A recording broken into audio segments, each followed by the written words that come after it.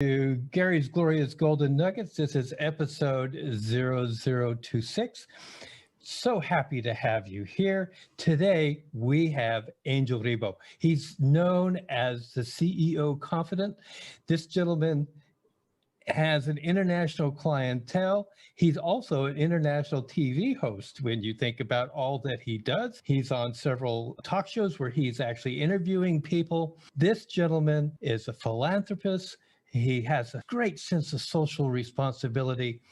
He's been an entrepreneur for years and years, and now we have the opportunity to hear from Angel. So let me welcome you, Angel.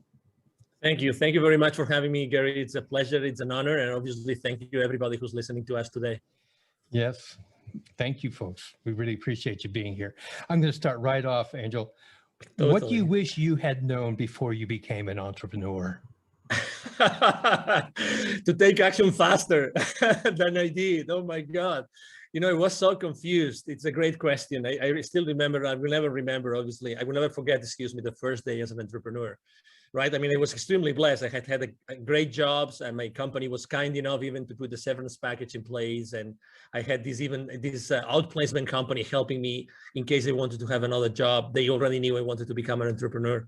But hey, I mean, so much support and so many things, to be honest. Sometimes I think it was just counterproductive, you know, because I was always like, okay, so I have all those resources and then I have all these different options. I've done so many things and I have this route that I could go. I have this route that could provide this service, this other service. And yet, literally, I wish I had taken just one route and started like hitting hard in that direction. Definitely. That's definitely the thing that when I think back, I would have liked to know and change. And that's probably why I came up with this mantra, which is the main mantra for me and for my clients, which is taking perfect action now. Taking perfect action now. That's my main mantra. It's like, regardless of the path that you take, it's by taking it that you learn, you make mistakes, and you course correct, and you course correct, and you make mistakes and you course correct. Keep going, keep going, keep going. You know, all the things will show up while you do it. It's not that you have to be insane. It's not that you have to be blind. Obviously, you have to be listening and you have to be analyzing what's going on around you. But, you know, it's like, I remember having this conversation with the director for the accelerator of the Babson College in Boston, in the Boston area. Probably you know, guys, that Babson is the #1 consistently. They deliver the #1 entrepreneurial degree in the country, if not in the world, consistently. And she was telling me right now, and that was 5 years ago, right now, in order to make a startup disruptive, we only need $10,000, $15,000. 5 years ago, we needed $200,000, $300,000. That's why the faster you go to the market, the faster you will see what you have to do to provide a better service to your audience. So, oh my God, I wish I had known that in 2016. Thank you for asking, Gary. You know, I love that because I've always lived by the mantra myself that says, anything worth doing is worth doing poorly in the beginning. You know, just keep going on it. Absolutely. And you know, you and I probably believe that there's no really such thing as failure. There's success, but there's learning experiences along the way. And there's times when your goal is not met. So when you've had those moments where the outcome wasn't what you expected it to be, what was the greatest one of those in your opinion? And what did you learn from it? Actually, probably it was when out of the blue and through a personal connection, a company, an entertainment company from Spain came to me or called me and say, hey, we are the owners of such a TV network. We are in Spain. We're going to fly to Los Angeles in a couple of weeks. We would like you to be there because we would like to make you an offer. We would like you to help us develop their business. I had no idea, absolutely no idea about their entertainment business, nothing. But I said, I mean, they were friends of friends and I had seen them, I think, once in Latin America, but they really didn't know much about their business. But anyway, there I go to Los Angeles, I meet with them, and they say, so that's what we would like to do. But you know what? We cannot pay you as much as the other clients are going to pay you. So I said, well, okay. So, you know, all right, let's see what is in here for me. And you know, when your gut feel is telling you, Angel, there's something here, you don't know what it is, but I think that you should consider this. And really, inside of me, this voice that came to me saying, You have to do this. You don't know anything, but let's keep moving forward. And I was already there. I had nothing else to do for a week. So I said, okay, I'll surrender to the unknown. Let me put it this way, Gary. And and then they go, well, Angel, you know what? Part of your responsibility, if you take this, if you accept our offer, it's going to be that you're going to be sitting on this chair just for a test, and you start interviewing people. I said, what? Yeah, you start interviewing people, and you know, but I don't know anything about these people, nothing. But don't worry, you know, we are here in this, you know, conference, and there's thousands of people. We'll bring you only like, I don't know, maybe 30, 40, 50 in the next 5, 6 days. And we will probably not have time to tell you who they are, but it doesn't matter. You know, we'll sit them down here with you, and we know you're a smart guy. I mean, as much as I like challenges, Gary, you know, I mean, I don't know anything about what this person does, right? And I have no idea of the subject matter. I mean, I have, you know, like really in an uncomfortable place, but let's say, why not? Why not? Why not? Okay, so I started interviewing the first person ever. I will never forget the name of this guy. Very famous guy in the US. His name is Stephen Halpern. He was the first guy developing spiritual music in the country. Everybody knows this guy, right? He was kind enough to be extremely gentle with me. So, but you know what? I started like asking him questions, and I was just so concentrated, so focused on him, that I started asking one question after another. And the only thing I knew is that I didn't want to deceive the audience. So I tried just to make sure that what would the audience ask if they were me? What would they want to know? And you know, we came and going. And at the end of the conversation, Stephen, he might even remember this. This is funny. I am speaking about him today. He said, wow, you did a great interview. Thank you so much. I said, what? Oh, okay. Thank you. Thank you very much. Obviously, I would never say, you know, I never recognized to him, right? Like acknowledge that it was my first ever. And the number 5 or 6 was this celebrity from Hollywood, the Michelle Rodriguez, you know, the actress from, you know, the Fast and Furious saga of movies, and you name it. I mean, but guess what? All this, like, you know, discomfort for these many days eventually put me in a place where I said, oh my God, this is a skill that I'm developing that I didn't know that I had. I didn't know that by being previously spokesperson for large corporations of America in other places in the world had helped me. Oh my God, I am at the other side. I'm becoming the host instead of the guest. There is something here. There is some, you know, there is value. Why? Because I realized that I can make available to the normal citizen the greatness of my interviewee. And this is priceless. This is priceless. So this is probably one of the stories that I think that I wanted to share after your question, Gary. I will tell you, Angel, what I love the most is if the audience is sitting here and they haven't been pelted by your golden nuggets, they're not listening. I mean, it's just one after another. It's like a machine gun going off. Boom, boom, boom. Thank you. Thank you. I love it. So what advice would you give somebody who's saying, okay, I want to be an entrepreneur, but what do you suggest? What would you say to them? Yes, you know, I think that we live in a very important moment in history. Obviously, it's now March 2021. In the upcoming weeks or months, this will be, this interview will be published. So it's a very important moment in life, and it's not a coincidence that we are living this moment. Okay, so I would like to just make sure that you understand what this means. Okay, so the world is what it is, and we are here, all of us, to play a role, like it or not. Okay, we are playing a role in the new world that we are creating. Okay, so that's number one. Number two, I was blessed enough last year of delivering a couple of webinars to the local, business accelerator communities here in Dallas, Texas, and both were about the following subject, which is pivoting in times of crisis. Pivoting in times of crisis. And after doing those two webinars to the local entrepreneurs and startup CEOs communities, I would say one thing: we all have this incredible talent. We all have this unstoppable divine force inside of us, that allow us to provide a unique service to the rest of the world, okay? Nobody has had the same life that you, listener, has had. Nobody.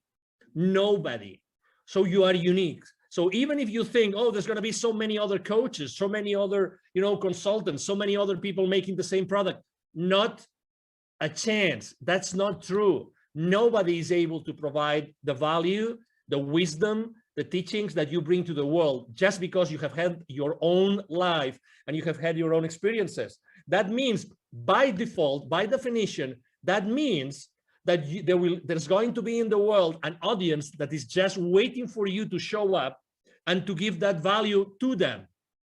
So when I was telling these guys, going back to the story of the webinars here about, pivoting in times of crisis, there's four things that I would like to tell you. Number one, you already know that you have passions, that, there's something that you are enthusiastic about. Number two, there's always friends of you or relatives or colleagues that tell you you are an expert on something. You always come to you for something. Number three, the market is always going to need what you are willing to share with them, as I said before. And number four, and that's the only question maybe you have to ask, is the market willing to pay for it? Yes or no? If the answer is yes, and 95% of the occasions, yes, the answer is yes, then you have a business. So again, don't be fearful. I know you are on the fence, and I just answered a question saying, what was the main mistake I made is being on the fence for too long, right? So I know you are on the fence, but at the same time, know that there's people out there waiting for your message, and they will never go, and they will never move hiring someone or paying for someone's services unless you show up and they resonate with you. They're waiting for you there. That's why I think, sometimes people, I remember when I was training salespeople, I've trained literally hundreds of salespeople, and I remember training them. And in the first training session, most of the people would tell me, hey, sir, hey, Angel, but what happens if I run out of leads? If I run out of leads, how am I going to make my quota? I would always tell them the same thing, always, to all of them. Okay, so whenever you run out of leads, please come to me, and I will give you another list of 1,000 additional leads that you can call onto. What I'm trying to say is that we have those limiting beliefs that we think that we are limited, we are in a box, and we are competing against the rest of the world, when everybody knows already that the wealth is in the follow-up, that nobody follows up. So there's always wealth for everybody. There's always, services that you can provide and people that will pay for you. It's collaboration that we have not been taught. That's why we are being taught all the time about competition, but the reality is that there's wealth for everybody. And if we learn to collaborate as opposed to compete, you will feel much more comfortable, and we will all make a nice living. All of us, no exception. I fully agree. And I thank you so much. Again, I hope you guys got another dump truck to fill up, because this guy is just going to give you golden nugget after golden nugget. So let's just talk about resources. Now, resources can be people, books, relations, etc. Can you just name three that have really influenced you in your entrepreneurial pursuits? Yes, I would say number one, when I was in corporate America and I was in charge of, let's say, business development for many different areas in the world, I was very lucky because regardless of my own sales team, I was always working in what is called like indirect sales models. Indirect sales models means that the companies I was working with, we were going to the market and selling through resellers, through partners, and this kind of, intermediaries, let's put it this way. That was a great blessing. Why? Because I became the most trusted advisor of all those companies. Guess what? The leaders of those companies and the different employees, they were pure entrepreneurs. They started their companies small, and they wanted to thrive, and they wanted to make a lot of money out of the margins that we were giving as the vendor, right? So that's the number one thing. Resources, people that I always was working with, and I was always working with partners. That's why I talk about collaboration all the time.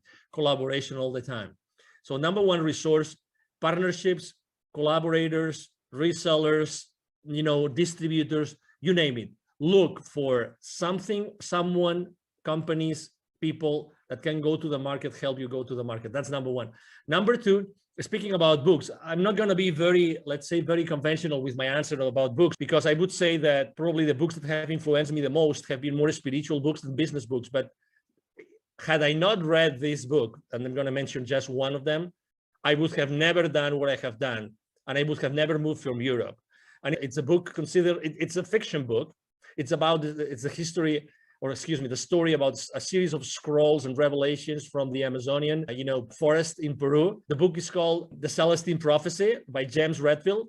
Had I not read that book, which was like, of course, I knew that already, but I would never say this aloud. This is, I would be embarrassed of sharing this with anybody, but I was reading the book and every single page was like, oh my God, yes. Oh my God, yes. I always had this feeling inside, but I never was able to formulate it properly. I was never able to say, oh yes, this is like this. Exactly. So, and why is this book so important? It was so important for me because that's the book that when I finished reading it, I said, I have to go from Europe. I am originally from Barcelona. I was living in the UK at that time. I said, I have to move from Europe to the Americas. I don't know why nor how. It doesn't matter. I'm going to go back to London and I'm going to ask my managers, my supervisors, hey, I would like you to relocate me to Latin America to work. I don't know why, I just want to go, right? And they told me, no, you're crazy. Why would you go from this, amazing job in this amazing country, making so much money, to a third world country? You are insane. But anyway, I took my chances and I did it, and I'm glad I did it. And that's the second resource, right? And the third resource, it was going to an event.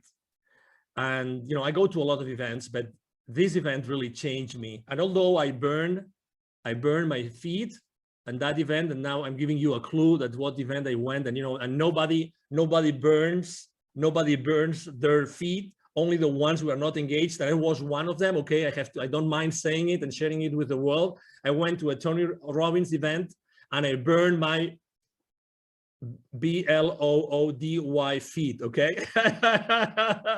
So, but guess what? I think that was part of the experience, and obviously it was meant to happen, right?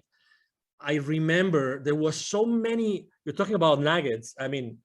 Tony Robbins, obviously, he's, as you know, he's been the coach for the most influential people in the planet. Okay. So what he knows, probably only a handful of people know in the planet. Okay. So he was just sharing so many ideas, and the idea for the first time, the idea of, if you want to be really wealthy, that's going to be proportionate to the number of people that you help. And I had never, it seems obvious, right? It seems evident, right? But I had never thought about this in that way, that it's all proportional. So start thinking about how can you do something, provide a service or a product that you are going to be able to scale afterwards, right? Because it's going to be the amount of people that you serve, what's going to define the rest of your, let's say, wealth life. Those three resources, collaboration with partners, this specific book, and going to this specific event, those were three amazing resources that they made Angel Ribo the CEO Confidant that I am today. Well, I'm glad that you hit those resources. And I must admit that in my life, two of those have been experiences for myself without the burnt feet. but let's just move on here. There's a lot of myths about being an entrepreneur. And because they're myths, I'm going to give you an opportunity to just pick one and just bust it right now for our listening audience. Any myth? Probably the first myth that I like to speak about a lot is the imposter syndrome. The imposter syndrome. We all as entrepreneurs at some point, generally in the beginning of our journey, we think that we're not worth it, that nobody's going to hire us, and that whatever we say that we did before, it's just BS, with all due respect to everybody, okay? Because we think that it wasn't enough. We think that nobody's going to hire us because before we had all this powerful machinery, of this large corporation or company, supporting us. And then we think that as soon as we start saying what we did before and try to capitalize and try to show it to the world, it's fake, because it's fake because it was in another setup and it was another system and we were working with another set of goals, but it's not true. It's not true. Again, we are, as I said before, we have treasured inside of us a series of experiences, knowledge, wisdom, which is not comparable with anybody else. And that goes the other way around too. So it means that, we really don't have, and you are not competing with anybody else. So when we have this syndrome that, we think that what we are saying, even though, deep inside of us, we know it's true, we still have this feeling, and we say it like with our, mouth, like semi-shut, you know what I mean? When I read the other day a great quote, I used it for my motivational quotes on social media. I write books to know what I know. I write books to know what I know. And I can tell you, one of the reasons why I accept so many invites from podcasters is because for me to be on a podcast and to be interviewed is such a blessing, because I really get to know what I know. I have to tell you, and I can tell you a very interesting story. The other day, I was interviewed by a young guy from Bangladesh. I was his second guest, okay? And he was intimidated, so intimidated that he made it late to the show, and he was the host, right? When you realize that he was late, not because of any other reason, but when you start talking with him, you realize that there's something there. And I spent literally like the first 5-10 minutes just praising him, just telling him how brave he was, how courageous he was, that I had been in his website and everything. And he was suddenly, I saw him growing. I saw him like becoming the phoenix bird. You know what I mean? This young man, I was his second, and he started asking me questions. And the questions he was asking me were so naive. But you would say, okay, they were naive, so they were not rich. No, because it's not such a thing as a naive question. I phrase it like this, so you realize you know what I mean. But he forced me to answer questions in a way that nobody else had ever forced me to answer. So out of his spontaneity or his, being genuine and naive, actually, we eventually had an incredible interview. I really thank him so much. And obviously I offer my help to him. He's in Bangladesh and he's a very young guy. You never know where the diamonds are going to be buried. You never know that. Never, ever. So it's very human. Going back to the original question, it's very human to have the imposter syndrome. But hey, show up, step up, expose yourself. That's the best recipe I can give you to bust the imposter syndrome that we all as entrepreneurs go through. Show up. Don't be afraid. And if you cannot answer a question, it doesn't matter. Be genuine and say, hey, I haven't got the finest idea of how to answer this question. I will have to think about it. Just that. And it's you. And there's going to be people that are going to say, this guy was strong enough, and he was authentic enough and humble enough to acknowledge that, or he or she obviously wasn't able to answer that question. And that's part of who you are. And again, I'm sure that for the next interview, you will be able to answer this question and many others, because you probably will have done some homework, but I really like this, like as to be busted, because we all go through it. It's a limiting belief, and it's so not true. So not true, Gary. I really appreciate that. And one thing that I know from our brief interactions with each other, you are a master at building other people. You are a master at helping to establish confidence in what people have to offer. So I really appreciate that aspect of you from my point of view. Now, I'm going to change up a little bit, because I'm not going to ask the next question I normally ask. We talked about social responsibility. I'd like you to talk about your point on social responsibility as an entrepreneur. Yeah, there was a time in my life in which I said, if not me, who? And you will understand why. If not me, who? I had this question inside of me, if not me, who? When when I was in Latin America, I lived in Latin America for 10 years, and I was working with Latin America for 15 years. And I was going there so often. I was always dealing with, we were doing consultative selling to large corporations present with their subsidiaries in Latin America.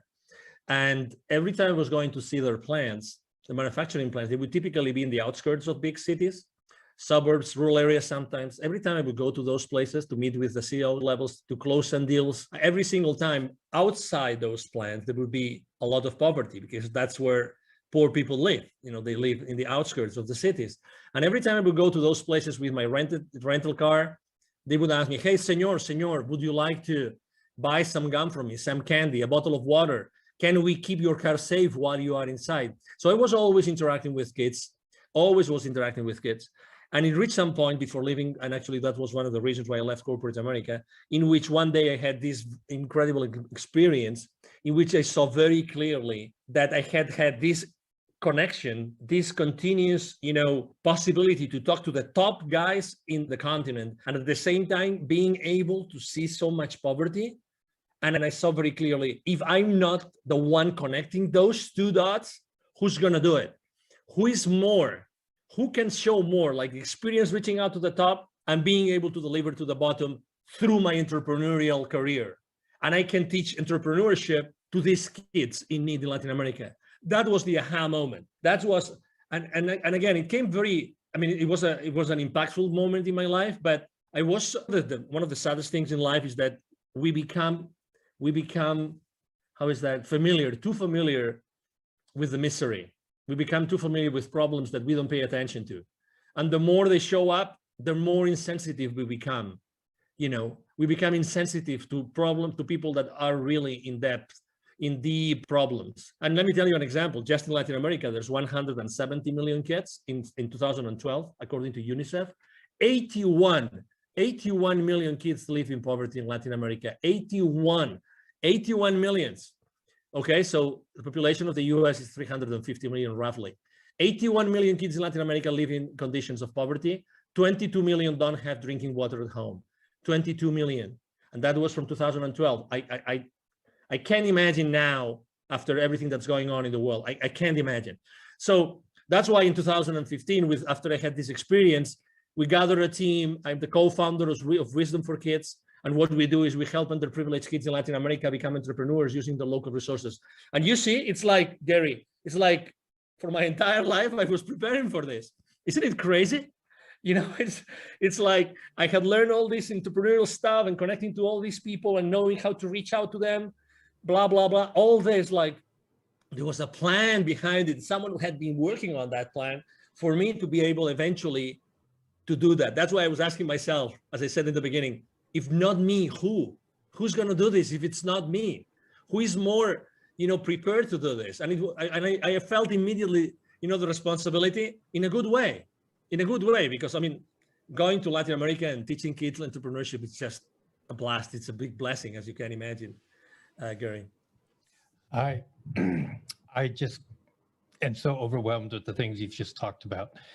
Thank you. This is why I love doing what I do when I get to talk to people like this. How can people contact you? Thank you. So I'm very active on social media. I'm blessed with having a great team that helped me do that. Otherwise, I wouldn't be able to do it. I thank my team every single day. I am the most active network I am on social media outlet is LinkedIn, the professional network. You can message me there and you will see me there. Angel Ribo, Ribo spelled like R-I-B-O for the ones that don't see the video of this interview. My brand is the CEO Confidant. And I'm going to give you also my direct email address. Either my team or myself, we answer all the emails we receive every single day. It's very easy. The email address is extremely easy. Angel, as in heaven, A-N-G-E-L @angelribo.com. My last name is Ribo, R-I-B as in boy, O. So my email address again is angel@angelribo.com. You can reach me there, and it will be a pleasure for me to interact with you and engage in a conversation. Ladies and gentlemen, we'll have all that information in the show notes. So if you're driving, continue driving. Don't try to pull over to the side of the road and try to write it all down now. So yeah, just go ahead. Now, Angel, I always give every guest 2 uninterrupted minutes. to right. say whatever's on their heart, whatever they want to say at this moment. So your 2 minutes start now. I believe that the last 12 months have been really probably the most challenging, months in our lives, right? Maybe the people that were when they were young, they were maybe in a war, maybe that those were the most challenging for them. But regardless, I think that those 12 months have taught us something which is extremely important for all of us, which is connection. Connection. I've been consistently posting for the last 12 months about building bridges. Why? Because I've seen in so many outlets, in so many instances, face-to-face or online, people disconnecting, unconnecting. We've never needed, as humanity, more connection than today. Never. You can, and you have the possibility of connecting people every single day with your wisdom, with who you are. Try to reconnect, try to rebuild the bridges. If you burned any bridge for the last 12 months, you have this divine force, which is, inside of you and nobody can take away from you. Use that force inside of you to rebuild those bridges. Really you can make a difference just with who you are today and with what you do every single day. Try to do that purposely. Try to have an intention every single time, every single morning that you wake up, when you wake up, and when you go out, and when you start talking with someone over Zoom. Try to build a connection. Try to create a connection. Make it an intention, because we all need it. This is happening really because of something. There's some reason behind, all the fear and all the challenges. And the reason why this is happening is that because we have to become more aware of what we really can do as humans. I see this every single day. Thank you, Gary, very much for allowing me to be here. You are right. When I work with someone, I really make sure that they understand their own potential. That's my main goal with everybody I work with. To make them understand their absolutely incredible potential. And, it's been a pleasure to be here with you today. And thank you for allowing me to maybe share some nuggets with you. And obviously, I feel so honored to be here, and anything I can do for you and for your audience, it will be a pleasure to do it, Gary. Thank you so much. Angel, God, I love you, man. You're great. Thank you. Likewise. Ladies and gentlemen, that is going to conclude this episode of Gary's Glorious Golden Nuggets. If you've enjoyed the show and you haven't subscribed yet, please do subscribe. If you would like to share this with somebody, please do. Help our audience to grow. Angel, you are a gold mine. Thank you so much. Thank you so much for your time. Absolutely. God bless.